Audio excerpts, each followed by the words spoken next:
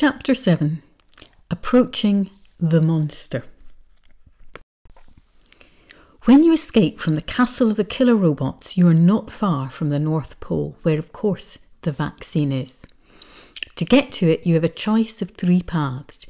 Each one is guarded by a monster which you have to overcome. Each monster has ferocious powers, but also has one weak point. You choose the monster that you want to fight. Remember the helpers and tools you have brought. They might be better against one monster than another. And again, if you want to make up your own monster completely, that is absolutely fine. So here are your choices. Megatroth, a winged beast, and its poisonous spit will paralyse its victims. Its X-ray vision can detect movement from half a mile away. Its weakness is beneath its chin, where its poison is stored. Spiderine, a spider-like monster with superglue webs that snare anyone who enters the valley. It has weak eyesight and a hatred of bright light.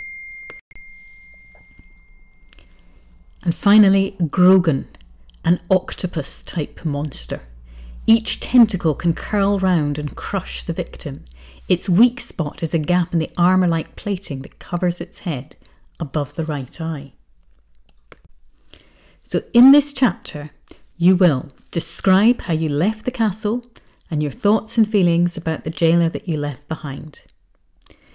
And what you're going to do is then describe finding the monster. You are not going to fight it until the next chapter. So remember the 3-part structure that you've been learning about in the other monsters that you've been reading about this week. First of all, see the effect of the monster. This might be the skull that the Minotaur had left behind from its last dinner. Or it might be the stone figures that Medusa had transformed with her awful eyes. In the case of these monsters, you might see somebody wrapped in the webs. You might see a skeleton. It's up to you. The next thing that you do is either you see a part of the monster, perhaps a leg or an eye or a claw, or you hear the monster, just as Perseus heard Medusa before he saw her.